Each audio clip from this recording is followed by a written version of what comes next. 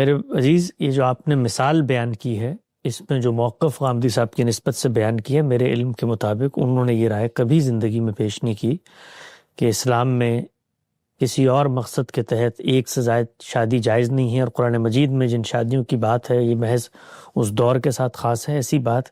قطعاً کہیں پر بھی انہوں نے نہ کہی۔ شاید یہ ان کی یا ہم لوگوں کی کمی ہے کہ ہم اپنی بات پہنچا نہیں سکے اب تک۔ آپ اگر غامدی صاحب کی تفسیر میں صرف اسی آیت کو کھول کے دیکھ لیں تو وہاں پر جو بات انہوں نے لکھی ہے وہ تو اس سے بالکل مختلف ہے جو بات آپ نے ان کی نسبت سے بیان کی ہے۔ جو موقف میں ان کا سمجھا ہوں میں بیان کر دیتا ہوں، اور پھر آپ کا جو اصل سوال ہے اس کی طرف بھی آ جاتے ہیں۔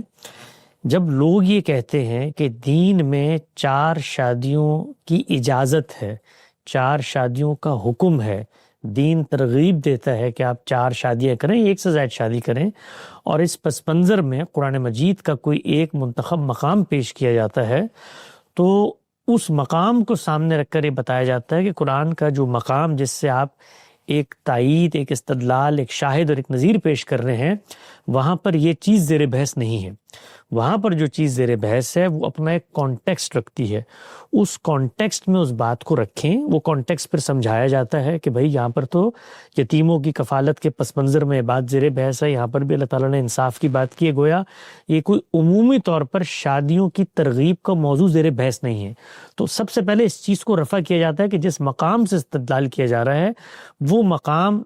نہ 4 شادیوں کی ترغیب کا مقام ہے، وہ مقام نہ 4 شادیوں کی اباحت کا مقام ہے، وہ مقام نہ مسلمانوں کو یہ بتانے کا ہے کہ شادیاں کتنی ہونی چاہیے کتنی نہیں ہونی چاہیے۔ اس مقام کو جب وہاں کھول کر پڑھا جاتا ہے تو وہاں پر ایک دوسری بات زیر بحث، وہاں پر تو خدا تعالیٰ ایک اپیل کر رہے ہیں، اور وہ اپیل ہے کہ بھائی اس موقع پر ان کی کفالت کرو۔ یعنی یہ کوئی آسان کام نہیں ہوتا کہ آپ کسی شخص کو شادی کر کے گھر پہ لے آئیں، اس کی کفالت، اس کی ذمہ داری، وہاں پر محض آپ کا انتخاب نہیں ہوتا کہ آپ گئے رشتے ڈھونڈ رہے ہیں۔ یتامہ ہیں، ان میں چند لوگ ہیں جن کے اندر وہی متعین خواتین ہیں جن کے ساتھ ہی سب کچھ معاملات کرنے ہیں، تو قرآن کی بات تو اس پس منظر میں ہے۔ تو جب یہ بات سمجھا دی جاتی ہے، اس کے بعد آیا جاتا ہے اس بات پر کہ کیا ایک سے زیادہ شادی دین اسلام میں ممنوع ہے؟ تو اس کا 2 ٹوک جواب یہ ہے کہ اسلام نے نہ ایسی کوئی پابندی عائد کی ہے کہ آپ ایک سے زیادہ شادی نہیں کر سکتے، نہ اسلام نے اس کی ترغیب دی ہے نہ اس کی تردید کی ہے۔ یہ اصولی جواب ہے۔ اب اس کے بعد آپ یہ کہیں کہ نہیں، آپ اس آیت کے اندر سے یہ چیز برآمد کر کے بتائیں کہ نہیں اسلام نے ترغیب دی ہے، تو یہ تو کسی صاحب علم کے لیے ممکن نہیں ہوگا نا، جو قرآن مجید کو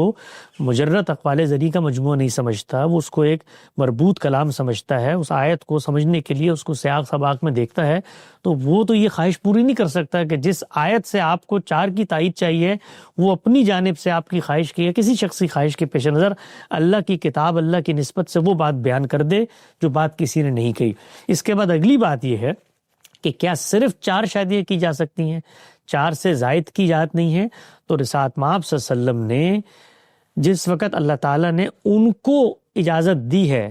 تو وہاں پر یہ بتایا ہے کہ یہ مومنین کے علاوہ میں آپ کو اجازت دے رہا ہوں، تو وہاں پر ایک اشارہ نکلتا تھا، وہاں پر بھی اصلاً یہ زیر بحث نہیں تھا۔ تو اس اشارے کو، اس عقلی مضمر کو انہوں نے وہاں کھولا، اور اللہ کے پیغمبر نے یہ بتا دیا کہ مسلمانوں کے لیے اگر کرنی بھی ہو تو 4 سے آگے نہ جانا۔ تو یہ پورا موقف ہے۔ اس میں کوئی شخص ایک سے زیادہ شادی کرنا چاہتا ہے، بہت ساری وجوہات ہو سکتی ہیں، اس کی جنسی ضروریات ہو سکتی ہیں، سماجی ضروریات ہو سکتی ہیں، محافظت ہو سکتی ہے، دسیوں امکانات ہو سکتے ہیں، کسی شخص نے ان پر پابندی نہیں لگائی۔ اس کے بعد ایک تیسرا سوال سامنے آتا ہے، وہ سوال خالصتاً قانون کے پس منظر میں ہے۔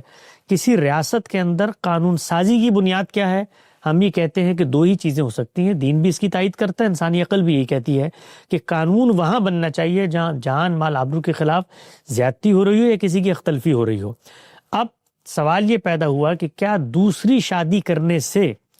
پہلی خاتون جو موجود ہے اس کی اختلفی ہوتی ہے؟ یہ وہ سوال ہے جو ریاست کی جانب سے دیکھا جا رہا ہے کہ ہماری ریاست کے اندر لوگ نکاح کر رہے ہیں لیکن لوگوں کے حقوق ادا نہیں کر رہے، تو اس میں ریاست کی انوالومنٹ ہونی چاہیے کہ ہم اس کا تحفظ کر سکیں۔ اس پس منظر میں اگر قانون سازی کی جاتی ہے تو اس پر ہم یہ کہتے ہیں کہ قانون کو بھی اندھا بہرا نہیں ہونا چاہیے کہ الٹپ آپ پابندی لگا دیں کہ دوسری شادی ہو ہی نہیں سکتی، یا الٹپ آپ اباحت کر دیں ہر آدمی اٹھے اور دن میں 3 4 شادیاں کرے۔ کوئی ترتیب، کوئی توازن ہونا چاہیے۔ اس توازن میں اگر کوئی شخص دوسری شادی کر رہا ہے تو اس میں پہلی بیوی کی اجازت ہونی چاہیے ہے، وہ علل اعلان ہونی چاہیے، خفیہ نہیں ہونی چاہیے، اس طرح کی شرائط کو عائد کیا جائے۔ لیکن ریاست کو یہ محسوس ہوتا ہے کسی جگہ پر، تو ریاست اس پس منظر میں قانون سازی کرتی ہے، اس سے بھی ہمیں آپ کو اختلاف کا حق ہے، ہمیں اختلاف کا حق ہے، کیونکہ ریاست یہاں پہ کوئی دینی نص کی بنیاد پہ قانون سازی نہیں کری۔ جیسے ملیشیا میں بعض ریاستوں میں قانون بنا ہوا ہے کہ آپ دوسری شادی نہیں کر سکتے، ان کی بعض ریاستوں میں اجازت بھی دیتے ہیں، امریکہ مغرب کے اندر بھی یہ ہے، لیکن انہوں نے بھی بعض استثناءات دیے میں جو پرانے قبائل ہیں ان کو۔ تو یہ قانون سازی کی بحث ہے،